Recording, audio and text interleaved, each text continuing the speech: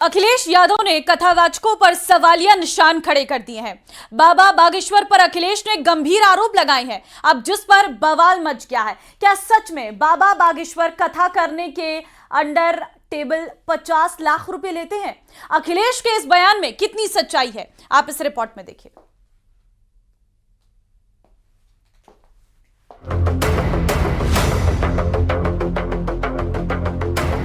कई कथावाचक हैं जो 50 लाख रुपए लेते हैं। कोई किसी की हैसियत है कि धीरेन्द्र शास्त्री को बुला ले अपने घर कथा के लिए?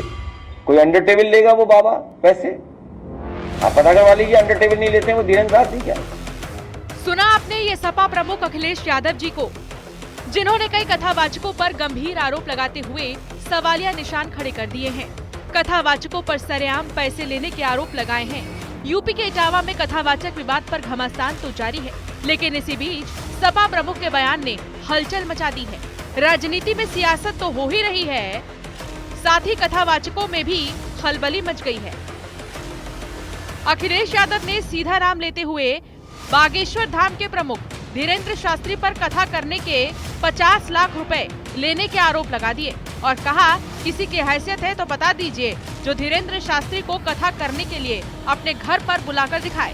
साथ ही बाबा बागेश्वर पर अंडर टेबल पैसे लेने के भी आरोप लगाए। एक बार दोबारा सुनिए।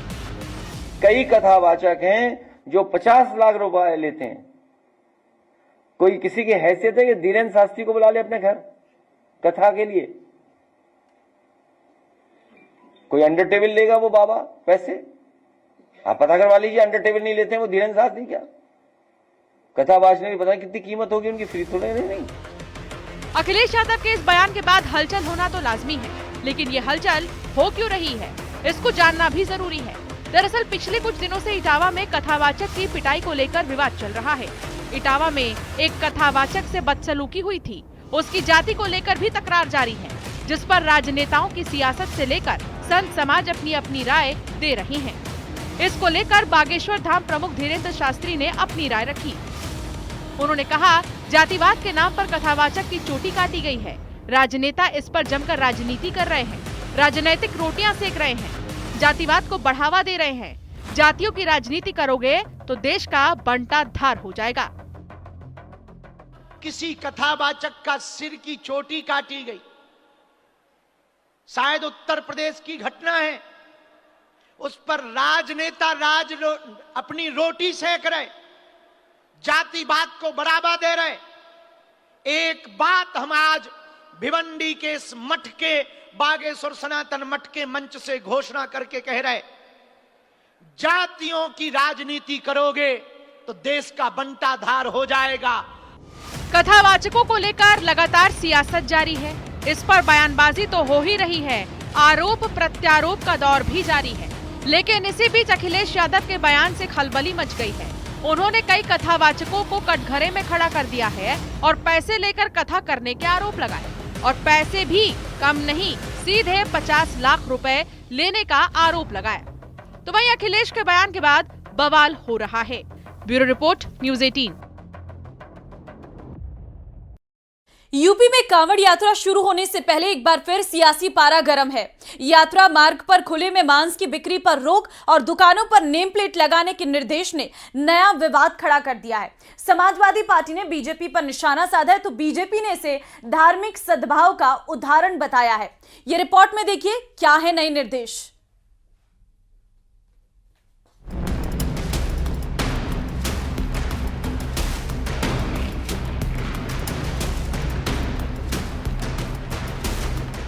यूपी में कांवड़ यात्रा के लिए सख्त दिशा निर्देश जारी है। यात्रा मार्ग पर खुले में मांस की बिक्री पूरी तरह प्रतिबंधित है।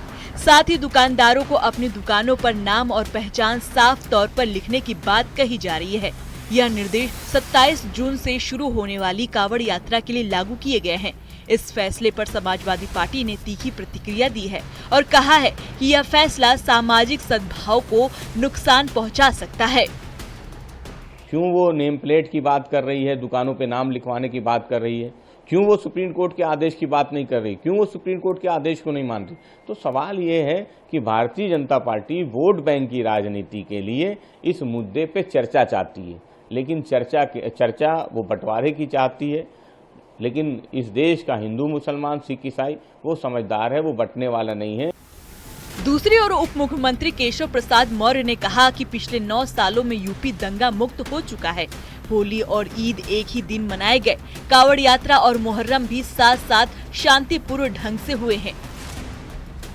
और एक भी दंगा नहीं होना, अनेक त्योहार एक ही दिन, होली भी एक दिन पड़ी, ईद भी एक दिन पड़ी।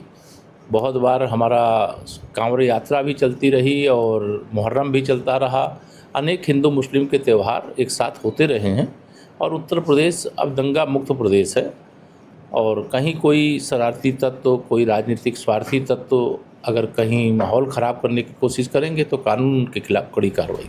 कांवड़ यात्रा मार्ग पर सुरक्षा के कड़े इंतजाम किए गए हैं। सीसीटीवी, ड्रोन और अतिरिक्त पुलिस बल तैनात किए जाएंगे। सरकार ने साफ कहा है कि शारीरिक तत्वों पर कड़ी कार्रवाई होगी। दुकानदारों से कहा गया है कि वे अपने दुकानों पर मेन्यू और रेट लिस्ट भी प्रदर्शित करें ताकि कांवड़ियों के साथ किसी तरह का विवाद न हो। लेकिन नेम प्लेट और मांस बिक्री पर रोक का मुद्दा सियासी रंग ले चुका है। Bureau report, news 18।